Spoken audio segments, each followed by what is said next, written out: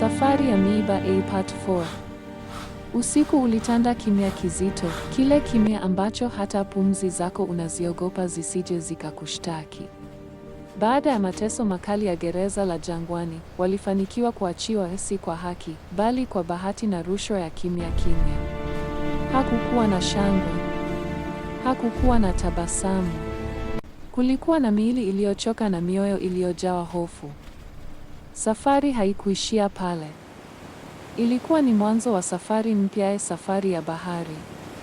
Walifika ufukweni gizani, mwezi ukiwa umejificha kana kwamba haukutaka kushuhudia kinachokwenda kutokea. Boti ndogo, chakavu, iliwangoja. Ilionekana ndogo mno kubeba ndoto nyingi kiasi kile. Lakini hakuna aliyelalamika. Kila mmoja alikuwa tayari kubeti uhai wake kwa tumaini la maisha bora. Boti ilianza kusonga polepole, ikikata maji ya bahari usiku. Mawimbi yalikuwa ya kawaida mwanzoni, sauti ya maji ikigonga mbao za boti ikileta usingizi wa hofu. Wengine waliinua macho yao mbinguni wakisali kimya kimya. Wengine walimkumbuka mama zao, watoto wao, au ahadi walizowahi kutoa. Ghafla upepo ulibadilika. Mawimbi yakaanza kuinuka, yakigonga boti kwa nguvu. Hofu ikatawala. Kelele zikaanza, sio za makelele, bali za vilio vya ndani. Boti ikayumba. Maji yakaanza kuingia. Kabla hawajapata hata muda wa kupanda, wimbi kubwa likaipiga boti kwa nguvu. Boti ikapinduka. Giza, maji baridi, vilio vya kuzama. Ndoto zikakatika ghafla. Wengi walipotea pale pale, hawakuaga, hawakusikia majina yao yakitajwa mara ya mwisho. Bahari ikawameza kimya kimya. Lakini wale waliobaki hawakukata tamaa. Walishikana. Mmoja akimvuta mwenzake, mwingine akimshikilia asiyeweza kuogelea.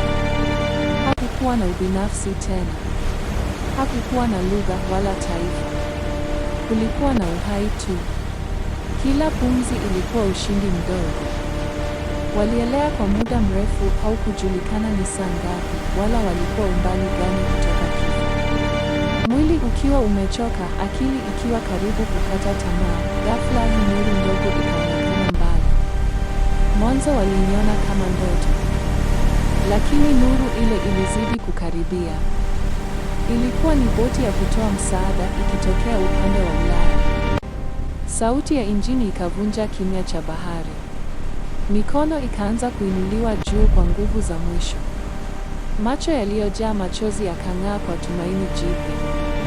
Wengine walianguka wakilia kimya kimya, si kwa furaha, bali kwa kuamini kwamba mateso yao yalikuwa yamesikika hatimaye. Kwa mara ya kwanza baada ya muda mrefu, kiza kilianza kupungua. Lakini safari ya Miiba haikuwa imeisha bado. Kwa mwendelezo wa simulizi hii, tafadhali subscribe, like, share na comment. Asanteni sana.